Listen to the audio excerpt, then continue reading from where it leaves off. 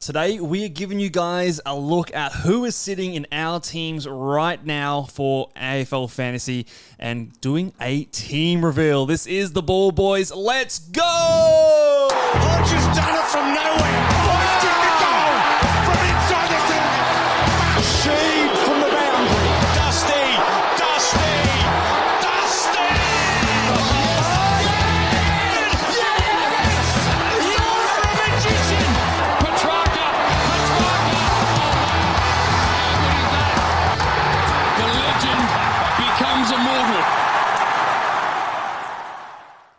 G'day and welcome again to the Ball Boys AFL Fantasy Podcast. I'm your host, Mitch Casey, and you can find me on Twitter at Ball Boys Fantasy, and I am joined by the coach of the Mighty Oxlongs, Luke Rogerson. How are you, mate? Team reveal, baby!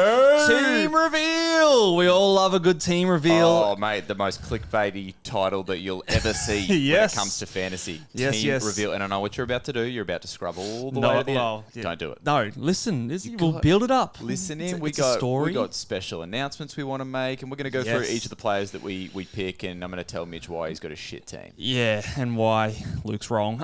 So, yes, we are going to go into our team reveal. We're going to go through each and every one of our picks as it is standing right now on late January. Obviously, still lots of room to change. But before we do, you may have noticed if you are on social media before watching this video that we've got some big announcements to make, Luke. We do. The Ball Boys Patreon is now live. So if you haven't seen the news, we have launched a new Patreon for 2025. So go and check that one out. www.patreon.com/ballboys. We've got stacks and stacks on there for you guys to go and get sink your teeth into if you want a bit of extra AFL fantasy content from yours truly. A little bit of extra things to help you have a successful season. Yeah, pretty cool. Pretty excited. Yeah, it's exciting, and we wanted to. It was sort of in our way an opportunity to give back and thank the community for the support that we've had over the last couple of years. So everything that we've been doing on YouTube up until this point will remain on YouTube. Yeah, no changes for that. You'll still be able to check in with us for our round reviews, and we'll be sinking beers on the live show. Yeah, they're still all going to be there. It's all going to be there, but we just wanted to try and provide something extra just for those people who either really want it or just want to show us some support as well. We'd appreciate it. So. Yeah, absolutely. $10 a month, and just go over to social media. You'll get a stack of things that's included there, including our blueprint, early preseason projections, and trade targets. You're going to get exclusive Q&A podcasts, round reviews, all sorts of things, early access, extended access to big boys, and more that I've not listed there. So go and check it out, guys, and hopefully you can enjoy that. But without any more self-promotion, let's go into the team reveal. Get team that reveal, team mate. Up on the screen there. Closed all your tabs? Yeah, that was a one-time deal. So I learned my lesson since then. No naughty tabs open, but milk that joke for all it's worth. I'll never stop. So this is on the screen here. We're going to go through on screen. I'll put my team up, but then also we'll talk about Luke's team, the Oxlongs, and how they differ. We'll talk about structure and things along. So for all those people that skipped ahead, they're not going to get this juicy stuff that we're talking about, which is the meat and the potatoes of the podcast today. So starting at D1. Where you going, mate? You paying up? What are you doing? I haven't had this guy until recently. I have talked about him, but I've got Harry Sheezel there sitting at D1. Okay. He is, I'll reveal it now, he is the most expensive player in my team. That'll tell you a little bit of a spoiler alert for some other popular players that are also expensive. But Intriguing. Harry Sheezel is the most expensive player in my team at $1.151 million. This is, for me, a direct result of the Kitty Coleman potential news that he is not going to be ready for round 0/round 1. Yeah, this is a tough one, and we spoke just very briefly off air about this as well, because I did the full restructure as well, and I landed on Sheezel too, and it's just one of those things where there's no one in that genuine mid-pricer range that's putting their hand up with any certainty. We can't be running two rookies in defence. It just historically that's not going to work. Yeah, and that usually seems to be the weakest line, especially the last several years. It certainly does. So this Sheezel at D1 for me anyway is very subject to change based on what we see in the next few weeks, and definitely when it comes to preseason games. But it's just so light on back there at the minute. Yeah, I do think that he stands head and shoulders above the rest of the defenders as the clear D1 option. I think, especially if we see him playing predominantly midfield rather than a forward/midfield role. Like if he is in there 60+% CBAs, I think he has every chance to go on and averaging more than 110. I know he's priced there at the moment, but if you're averaging 110 plus, that's a captain option any given week. He has some nice matchups in the early part of the season, so someone I feel comfortable putting the C on. So yeah, pretty happy at this stage to have Harry Sheezel there. Like I said, he's been in and out, but right now he is sitting there. At D2 is a player that I do remember when we talked about him in the Defenders podcast. I poo-pooed the pick a little bit, but I've come around, and I've got the old mustachy boy Jack Sinclair sitting there at D2. So again, a bit of a result of the Kitty Coleman reshuffle. I am leaning more to he has a smidgen of upside. He did go, I think, 107 in the back half of last season. St Kilda also seemed to have more marble games in the first half of the year compared to what they have recently in the last couple of seasons. And there's been some whispers, and I want to monitor this closely, but there's been some whispers about Nazaya Wangani-Miller potentially moving more up onto a wing, potentially into a half-forward Nick Martin type role. Now, obviously, it's still early, but if that does become the case, then the upside for Sinclair, I think, is there. So Wang pulls out. Wang goes up and forward. The ground. No, you were searching for something? No, I was searching. Wasn't there. Yeah. Sinclair, he's got the nice buy around as St Kilda and Fremantle do. I do think he's safe. Again, it's someone that I will continue to tinker what that spot looks like. I think that D1, D2 spot to me are probably the most changed in my team in terms of structure and how the flow on effect, what that is. Who do you have at D2? I've got the Bulldog Bailey Dale there at the moment, and we talked about him in more depth on our Defenders episode. So go and check that out if you haven't already. But he's running at D2 for me. Yeah, so he's there at D2 for you. He is there at D3 for me. So I've popped him there. Sitting at D2 for you, and you have a player at D3 that isn't in my side, but I did consider. So yeah, Bailey Dale, talk us through. I mean, just briefly, obviously, go into the Defenders podcast if you want a bit more in depth, but he's just kind of one of those guys that's fringe top 6, but is maybe 6 to 10 points unders. Yeah, we think he can potentially be there. I mean, he had some sub-affected games, and then the other thing with him too is I know that Daniel and Ed Richards weren't necessarily taking too many points away from him last year, but perhaps just being like settled in that role and maybe he's less of a risk of getting bevoed this year just presents a little bit of upside on a line where we might only be looking for 5 points of upside. And that's it. Like if you can be sort of around that top 6 mark, I can see him going just shy of 100 and being priced closer to 90. At the moment, it's looking like that's enough for the Defenders in terms of what things are looking like. So he is there sitting at D3. Who have you got at D3 that I don't have? And explain your pick here and how confident are you in the pick? Zero confidence in the pick. I made the pick about 10 minutes ago when I was before I came over here, and it really, this one was just one of those ones where it's like, how much cash have you got left over? So I've got Colby McKercher there, and that's not to poo-poo anyone that's high on Colby, but again, on our previous podcast, I didn't really speak too highly of him. It's got to be role dependent, right? Yeah, and having Sheezel and Colby there, we expect them to play different positions this year, but is there a chance that there's some overlap and point stealing? Yes. So do I feel great about the pick? No. But could he be a winning pick this year? Yeah, there were versions of my team that had Sheezel and McKercher there as well, but the reason I went up to Sinclair is because I don't know if I see the world where they both are super successful picks. I think that it is possible, especially if Sheezel's heavy in the inside mids and McKercher is that designated kicker off half back, but it does sort of start to go into that question of like, can they both be smash picks at the same time? And I guess you normally would hedge your bets and say, no, one's probably going to be the guy that really pops above his price. Yeah, so, I mean, but yeah, McCurch has spent time in my team as well. Really want to see him play off that half-back role and limited wing time, which he has said that he wants to play more up the ground. Like Sheasel was saying that last season as well before he moved more into the forward line. McCurch seems to be echoing those sentiments, so we'll have to watch this situation closely over the preseason. We'll head back to my team here. So Chuck Sinclair back on the field at D4. This player I think is going to be rock solid. I can't see anything changing unless him coming out of my team unless something dramatic changes through injury or something unforeseen in the preseason. And that is the Richmond man himself, Jayden Short. I think at this stage, he to me is the biggest lock in the defense of every player. Maybe this next guy at D5, but there still needs to be some things to be confirmed. I just see a lot of upside in Jayden Short with very little downside. Short odds to stay in your team, I'd reckon. Very short odds. Very nice from you. He's there for me, and I think it's pretty vanilla at this stage. Yeah, I think it's vanilla, but I think it's vanilla for a reason. I think, Richmond are going to need the ball in his hands a lot.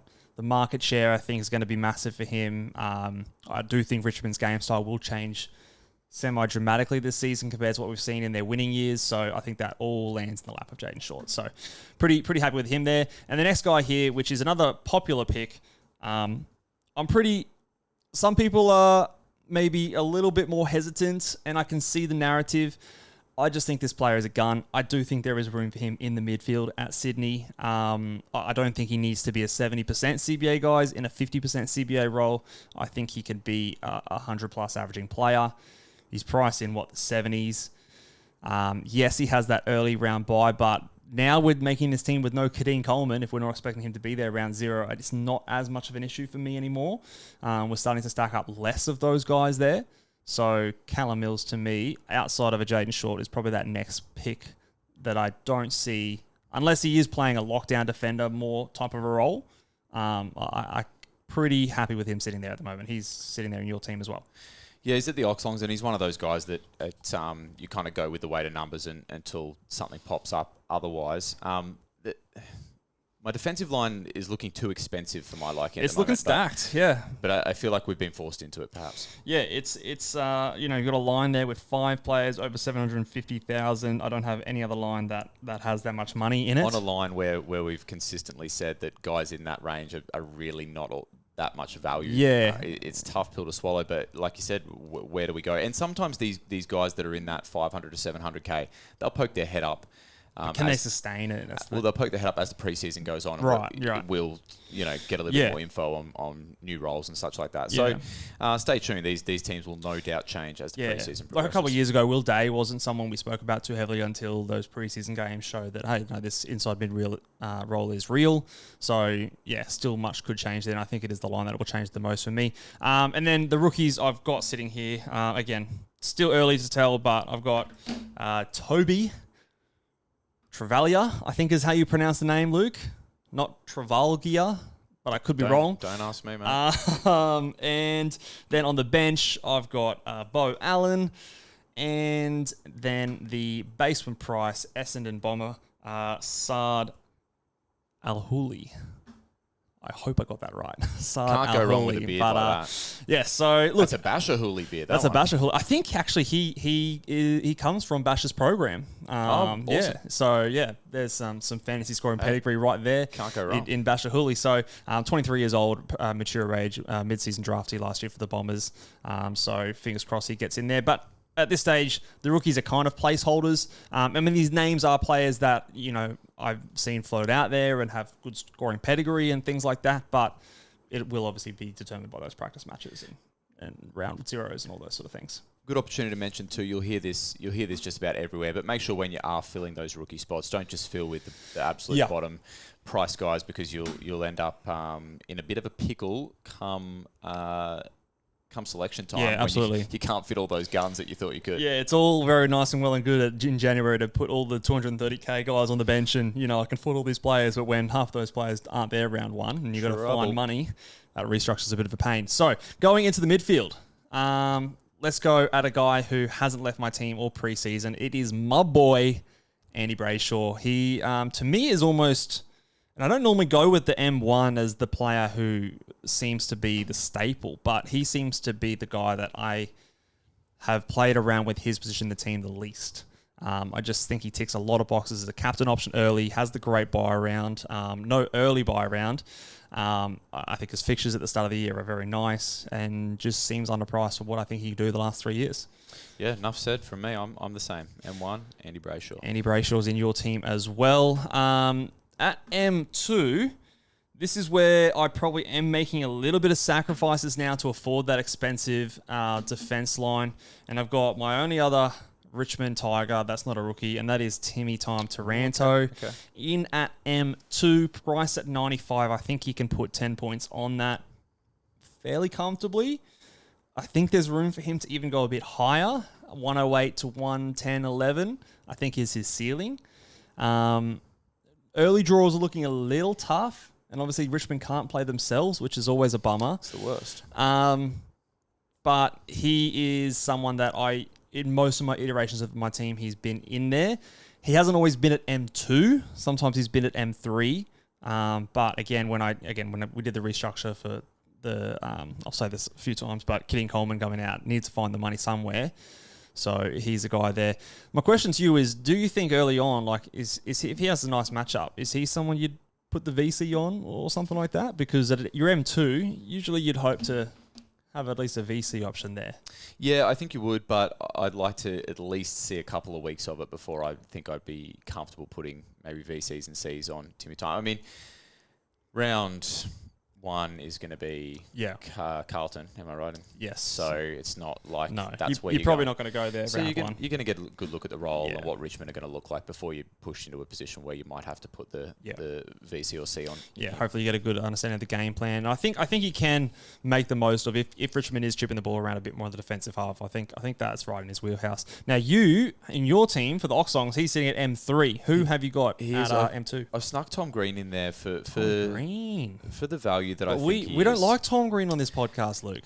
I'm going with the reverse psychology. I think I said this. He's fucked me so many times. I just got to get him in. And if you don't pick him and I pick him, I reckon I'm onto a ripper. No, that has to work. No, he has spent time, in all seriousness, he has spent time in my team as well. The round 2 buy is him. Is he someone you can just trade in round 3, miss him for 1 week? Because that's really all you're doing. You're missing him for 1 game. Yeah, no, you certainly could. And I think, to be honest, I think we talked about this on the midfield podcast as well. And there's a scenario where that happens because, like I'd imagine you're about to speak about, we've got a little bit of mid-price value, I think, in the midfield. Yes. Definitely more so than we have in the defensive line. So maybe the restructure is get rid of a Tom Green and look for some value. Yeah, and that's the thing as well. Like, not all years are the same. You've got to play with the cards you're dealt, and I do think that more value in the midfield. Hence why this year I think my team's gone a little bit cheaper in that line. So at M3 for my squad, we have Clary Oliver. Again, we're already down to the light midfield. Yeah, the 700Ks, but Clary Oliver, I think, has the potential to be 100 plus. If in a perfect world he can be a 110 plus guy. The reports are going pretty good so far at Melbourne. I mean, it's always the caveat. You're not going to tell people if Clary's looking shit in the preseason, but him having positive news is still good. It's not a bad thing. So we'll wait and see what he looks like in the preseason. I'm getting more confident by the day in Clary. Just last year just wasn't his year. He came off no preseason. So fingers crossed he's back semi-close to the Clary of old. So, having a cheaper guy there at M3 feels like I'm skimping, but at the end of the day, it's Clayton Oliver. So I don't feel like it's that much. You have him on your team, but just at M4. M4, yep. Who have you got at M4? So this is where I differ from you a little bit. So you've got the Tom Green. I am going another mid-price, early buy player with Will Day. I want to have Clayton Oliver, and I'm pretty, at this stage, I want to have one of those other 700-ish K mids, whether it's Doherty, whether it's Chera, Will Day are probably the 3 that I'm looking at the closest, but there are a few others there as well. Will Day, to me, at this stage, feels like the safest. I think he's guaranteed that inside mid role, almost the number 1 mid at Hawthorn. He has that round 4 buy, which I like a lot more than the other buys because I think it's still an opportunity that if he flops, you can trade him out at his buy round. Yeah. And if he's going good, people aren't going to want to trade into him because he'll have his buy coming up and his price will escape some people that miss him, which can be a good difference maker. 4 price cycles, aren't you, from him before he looks at his buy. So, yeah, I like that pick. Yeah, so Will Day's sitting there at the moment. I think, like I said, structure-wise, I want to have one of those guys there because I think at least one of them will pop. And if it's not Will Day, it's an easy fix-up to go to Doherty, to go to Chera or someone else in that neck of the woods. So, with any of these guys that we're talking about, if you sort of getting a bit frustrated that we're moving over them really quick, it's because we've done them in depth in the previous podcast. So if you want sort of more in-depth analysis, I suppose, on each of these players, go back and check the previous videos on YouTube, and we do more of a deep dive. And if you want my specific projections, go over to patreon.com/the Ball Boys. Nice, shameless plug. Little plug. The next one at M5, I do have one of the new Adelaide Crows, and that is James Peatling. He has actually at times been as deep as M6. So I have played with structures where I've had 2 midfield rookies. But this current structure, again, with no Kidding Coleman having to pay up a bit more on the defence, I needed to put one more rookie of those guys in the midfield. So Peatling has moved to M6. He's been in most iterations of my team ever since I started looking into how underpriced he really is. But again, we'll have to make sure that he is one of those main midfielder options there, but he could be potentially 30 points unders. Yeah, he's at M5 for me as well. And this brings us, I guess, to the most interesting part of the midfield discussion is I'm guessing you're going to go with 3 rookies here plus your 2 on the bench. And that in previous years might seem heavy, but I feel like at this stage, every rookie is absolutely flying and they're an absolute jet.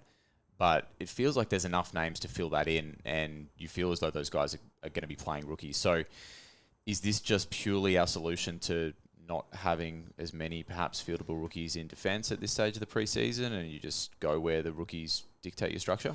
Yeah, I think this is, and it will be determined on what they look like in the early season games or practice games and things like that. But from the narratives I'm hearing from people who cover the draft and things like that, these guys, it's a good crop of rookies. So, last year we had the rookies in the midfield that you wanted to have on field being Matt Roberts. I can't remember, but there was 3 rookies basically you wanted to have there. These guys are so pivotal to your scoring and also your cash generation. You don't want to have guys who are outperforming their price by 40, 50 points to be sitting on your bench. So sometimes having X amount of rookies on your field can feel like, oh, you've got too many rookies. But if they're a good rookie, they need to be on your field. You need the good rookies. It's going to outscore any other position 9 times out of 10. Tristan Sherry being the highest price generator is fewer and farther in between, usually. So it's these rookies that really get it done. So I think the midfield rookies this year, I'm paying up. I've got no one under 300,000 in my mid rookie batch. Xavier Lindsay is one person I do want to shout out for Melbourne. He's very lowly owned. That could be a Lawler there from Richmond as well, who isn't in my team. So there's even some more guys there. I think also the rookie from North Melbourne could feature in there as well. So there's actually guys that I've left off the table that are still potentially really good options as well. The blank silhouette is very appropriate because they are genuinely placeholders at the moment. Yes, they are. Let's talk about rucks. And we mentioned this in the Ruck podcast, but I still do have Tim English there sitting at R1. And I think it's a genuine play. No. I know you think I'm being deceptive. You might think it's a genuine play now, but I guarantee, I'll bet you $50. $50 if he starts in your team. Well, no, don't give me a financial incentive. He will not start in your team. Hey. This man, over the last 2 seasons, has had the highest single season average of any player. We talked about it on the Rucks podcast, but my point stands that what's the narrative to him coming back? Nice. I see what you did there. Yeah. I know what you did. What's the narrative to him turning it around? He is underpriced. I think he's lowly priced. Whereas I think those other guys in Rowan Marshall, I'm growing more concerned about the guy they've signed. Apparently, he's a pretty good ruckman. He's got the best tit in the first 6 weeks. He does have a great tit in the first 6 weeks. And I'm worried about that. But when you pay for someone who's 118, 114, 113, 12 in Max Gawn's case, there's really not much room but to go down. Tim English priced at 104. Sure, he might give me 104. I feel like I've got other captain options. So me having a Harry Shees or me having a Brayshaw there, I feel comfortable enough that I've at least got two options on most weeks that I can captain them. I do think in positive matchups, Tim English can be someone that I put the VC and C on. Personally, I just think that 104 is the lowest he'll do. I'm not certain that he's going to do more, but I'm fairly confident he's not going to do less.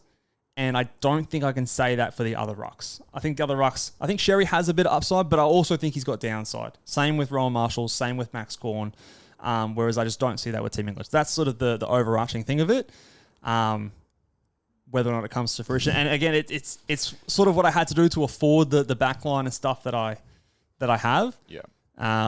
Just a little bit of that haircut there, but I do think it's a legit pick. You've got someone different though. Who have you got? I've got Roma.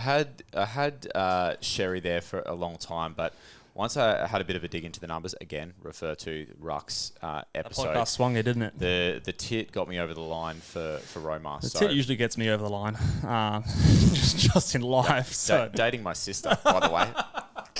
Hey, don't make it weird. Yuck. Don't make it weird. Rowan Marshall, look, are you worried about Harry Boyd, which is the guy that they've signed? Yeah, this is, of course, the cliche, but it's one of those ones that you're going to watch closely in the preseason and see if you can gauge St Kilda's and Ross's intent with that one. But, I mean, we've seen Rowan Marshall be...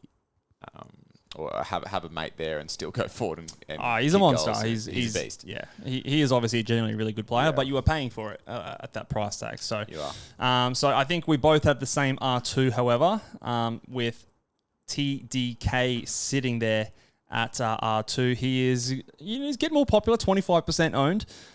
He's been in most versions of my team. I just think of all the players in the ruck line that have the biggest breakout potential, it's him. We don't want to see Mark Pitnet. We don't want Mr. Worldwide showing up.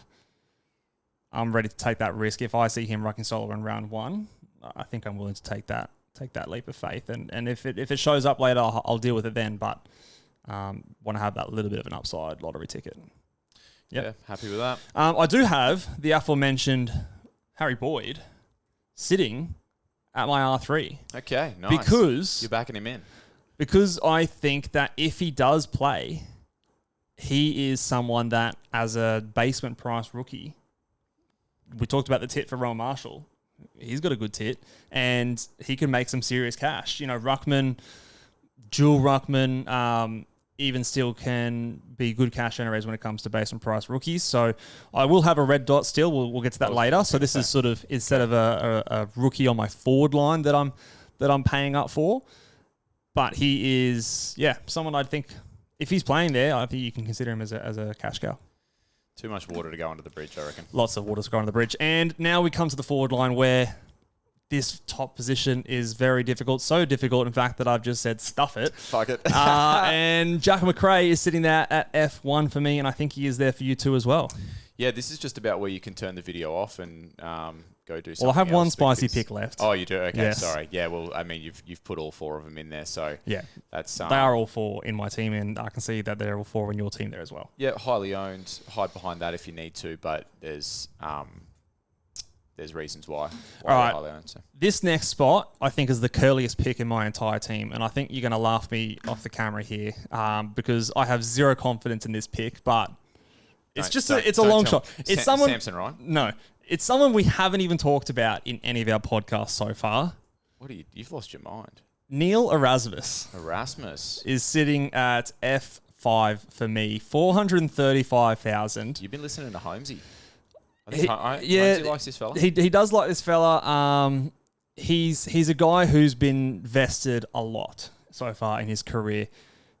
I want to throw... Actually, I don't have it here on me, but his waffle numbers last season were insane. I'm pretty sure he averaged more for the season, like 114, 115 points in the waffle for the year. Better than his pancake numbers? Or Yeah. Yeah, good gear. Much better than his pancake numbers. Better than his bacon and egg numbers. He's a risky player, but he's 100K more than a rookie. Cheap. So very cheap. And I think being potentially able to get into that inside mid role, even just if it's a little bit. The proven scoring in the waffle there is nice. In the forward line, this could be my Cam Mackenzie pick. Like last year I picked Cam Mackenzie. It was a terrible pick, but at least you have a punt. It doesn't work out. It's pretty clear early on you can pivot on to maybe a rookie you miss or something like that. It's not my favorite position, but I don't know what to do with my forward line just yet. So he's sitting there, again, to make cash for the expensive defensive line. Who have you got sitting there at F5? I've got Elijah Hewitt, who effectively is... Right. He's at my F6. Rookie priced, and then I just wind down with, some basement rookies. Yeah. So you've got Kako there, who is in my bench. I can't remember who my other rookie is sitting there at the moment for F1. Let me just double check. It is Joe Berry. Again, I don't know too much about these guys. I believe there's another rookie. Oh, yeah. Adelaide Crows. Daniel Curtin is another one that's spent time in my side as well, but he's been replaced at the moment by Harry Boyd. And then sitting in my utility spot is the great man himself, Maxi Heath. So he is sitting there as my red dot loop option in utility at the moment with a bit of flexibility to obviously go forward or ruck depending on the timings of games and things like that. So that is how the team looks up. Ditch the utility, scroll up so scroll everyone up. can have a look. Yep. Well, no, it's Max Heath. Heath. Utility. So that's how the team's shaping out. I have $53,000 left over. Couldn't really find much to do with that. And as you can see, not too many. I've got 1, 2, 3 basement price rookies on my bench, but everyone else is a little bit more expensive. Done that deliberately, obviously. Like you mentioned before, it's harder to make that reshuffle and cull players to get the cash than it is to, if someone does pop up their hand who is a 230k, oh, I've got this bonus cash that I can use to improve my team elsewhere, maybe get Neil Erasmus to someone who's maybe not a waffle player. But yeah, what are your thoughts? Where do you think I've lost the plot? Do you think Neil Erasmus is a too much of a left field pick? I'm more poo-poo your English pick. My English pick, okay. Yeah, not sure. Okay, so well that's the team, guys. Lots of water still to go under the bridge, and so let us know what your thoughts are down in the comment section below. Do you not want Tim English anywhere near your team? What are your thoughts about Neil Erasmus as a bit of a curly pick, and what are you doing in the defensive line now that Kenny Coleman is doubtful to be there for round 1 in AFL Fantasy? Like we said at the top of the show, guys, if you want to come along and support us and get some extra content thrown your way, a chance to win some money, and also some extra resources to give yourselves a better chance at a successful fantasy season, head over to the Patreon, patreon.com/Ball Boys. Any of you that sign up, we much appreciate it. And all of you guys who continue to watch all the YouTube, listen to all the podcasts as well, we appreciate you guys as well. So until next time, guys, we'll catch you later. Bye.